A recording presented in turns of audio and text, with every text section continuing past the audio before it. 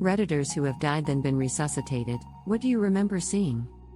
I had a near-death experience in which I was ejected from an automobile. When I regained consciousness, a man came to me and said everyone survived. The man was there before any paramedics arrived. The craziest part of it all was that looking at that man gave me the most powerful sensation of déjà vu ever. Maybe I hit my head too hard, but it was an insane experience. It was as if I have seen that man before. I attempted suicide a few years ago by hanging myself with an extension cord. I had no pulse when the police arrived, but nobody is really sure how long I was up there. I was resuscitated in the ambulance but was in a coma for a little under 2 weeks. Anyway, all I remember is a feeling similar to general anesthesia once I jumped off the table, but for the 5 seconds before it went black, I was in total panic and had a total change of heart from the confidence in my decision to end it seconds before. And then it was just nothing. Like a deep sleep. And when I finally awoke from the coma, it was like finally reaching the surface of pool after diving too deep. I was in the same panic that I was immediately after I jumped from my table. Like I just blinked instead of being knocked out for 2 weeks. So to answer your question, I don't remember anything at all. It was like being in a deep, dreamless sleep. Perhaps if I regained consciousness immediately after being resuscitated, I'd remember something more interesting, but nothing is about all I can offer. My former football coach had a heat attack on the field and was dead for 15 minutes. We were talking to him and someone finally asked what it was like to be dead. He replied with saying that he remembers a whole lot of nothing. He didn't have amnesia or anything, there was nothing around. He did say it was the most peaceful moment of his life. Going off this, I kind of think it's like Inception, where you build a world that you inhabit. When I was 8, I learned how to fix small engines. That being said, my dad had an old flathead Briggs and Stratton 5.5 horsepower engine that didn't work. He also had a riding lawn mower that had no engine nor blades. He gave me the task of getting the engine running. I could put it on the riding lawnmower and have fun whenever. I was so anxious at school the next day. Well, that day I tore apart the motor and had it running by bedtime. The next day we had the thing mounted and riding around. Flash forward a few weeks, me and my older sister were out riding when my shoelace got caught on the back spindle. It pulled me off and was dragging me. Mind you, only going as fast as it would go. My sister stopped and went in reverse, which caused her to go right onto me.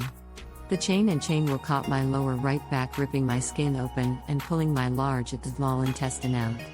Severing my right lung, breaking my spine in 2 places and shredding my right kidney. I felt the thing roll onto me, then everything went blank. Couldn't see, move, speak or anything. No pain as well. All I remember was the blackness. After my father got my heart beating again, I remember laying there in pain. Also remember feeling my back and short of breath. I felt what I still believe is my stomach in my hand while I was feeling my back. Once I was in the ambulance, everything went blank except this time I saw myself laying there and the medics shocking me. I felt the heart pull and I was back in myself. Few minutes later I was on a table with strangers in white all around me. I remember them in a panic, then standing next to my grandmother who passed when I was 3. She told me she was my Nana. We were there watching them jolt my heart with tiny round paddles. She kept telling me it was okay. They called my death time at 6:06 p.m. Then all of a sudden I wake up and I'm all fixed and stapled up. My parents told me I had died 3 times. The first for 5 minutes. The second was a little more than 12 minutes, but the last time was astonishing to the doctors. My heart stopped beating for 20 minutes. My parents made them continue jolting my heart. They told me the doctor kept telling them that I was going to have a 98% chance of being brain dead. I'm 25 years old and am healthy as ever. I'm fully capable of walking as well. Thanks for reading. I was stabbed in the stomach with a fillet knife by my schizophrenic uncle when I was 15 years old. I remember freaking out, lying on the floor hyperventilating while I was bleeding out. I had tried to crawl up from my basement to phone 911, but I was so weak and every time I moved I started bleeding harder. I remember passing out and having the sensation like I was leaving a dark room and moving outside into the sun.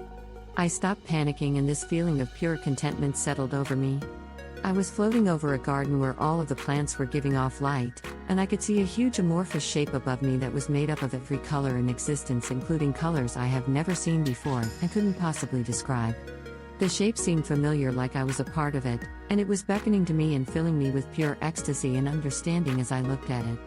Then a man who looked an awful lot like Dream from the Sandman comics, which I was obsessed with at the time, walked over to me through the garden and told me that I couldn't go home yet, that it wasn't time. I started weeping, but I was filled with a feeling of understanding, like I knew that I had to go back despite not wanting to. The man had tears streaming down his face, and he took my hand and led me back to my body, which was in an ambulance. My older brother had found me and called 911. 4 years later, I experienced a kind of weak flashback/replay of the feeling I had while looking at the giant shape in the sky while I was on psilocybin mushrooms. It felt like I was intimately connected to every aspect of the universe, and that all things that could be known were understood intuitively in that state, like an all-encompassing answer to some divine question, but I couldn't put it into words or symbols of any sort. It was also obvious in that moment, I felt omniscient and omnipresent. But it was a shadow of the feeling I had during my near-death experience. I didn't have any religion in my upbringing, and I have never been inclined to believe in any sort of organized spirituality, but those two experiences were so vivid and otherworldly that they have convinced me that there are dimensions to existence that are beyond our current ability to grasp in a tangible, scientific way. It felt like I had pressed my face up against some sort of veil and looked through a pinhole at something beyond imagining. People have told me that it was all just the simple product of brain chemistry and that there is nothing spooky about my experience, but I honestly have trouble taking them seriously because none of them had actually experienced anything like it. I challenge anyone to have an experience like this and not come away highly skeptical about our current scientific worldview. There seems to be this undercurrent of feeling among some that we are rapidly approaching a comprehensive and objective view of reality, that science is in its twilight years and we are just tying up some loose ends, but my experience has led me to believe that the cosmos is much more mysterious than anyone but the most original thinkers are giving it credit for. My sister was shot while she was walking her dogs in our small town in Alaska. The bullet ricocheted around, piercing her bowel in 9 places. Even though we had one of the best Rhodes Scholar docs in the north at our ER and the only flight out of town was miraculously minutes away from takeoff and held up to fly her to Anchorage, she bled out and died on the operating room table. She knows because she vividly remembers everything the surgeon said as she lay dead on the table. What she told me later is remarkable. She recalls drifting up and into a very bright light. She was no longer in pain and felt compelled to travel into the brilliance. It led to an amazing river. Seriously, the look on her face when she describes this place helps me realize that radiant, endless joy is not just a possibility but an eventuality. She describes playing in a river that consisted of pure knowledge. Anything she ever wanted to know was at her fingertips. As she played in this amazing river, she could sense figures on the distant shore. They were our people, she explained. Our family. Our animals. All waiting patiently for her to finish playing in the river and wade towards them on the shore. Though she was not ready to leave the marvelous river, she knew without being told that they would wait patiently and joyfully. But she never made it to the shore. As she was playing, an amazing thing happened.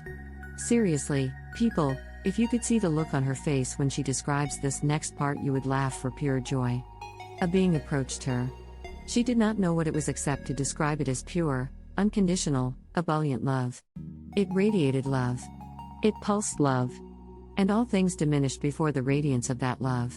The next part makes me chuckle a bit, even though that seems out of place.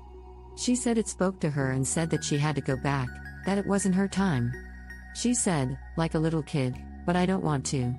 When she recounts this experience, she emphasizes that to be in proximity of that being is all there is. She describes it as a completion. A peace. A welcoming. To leave was incomprehensible. But to decline was also incomprehensible. She felt infused with a purpose. Very, very, very reluctantly she returned to life. She is amazing. They patched her femoral artery and explained that the graft would eventually give. In all probability she will die within minutes. Living with that sort of Damocles should be terrifying. No. To her it's a promise that she will get to return.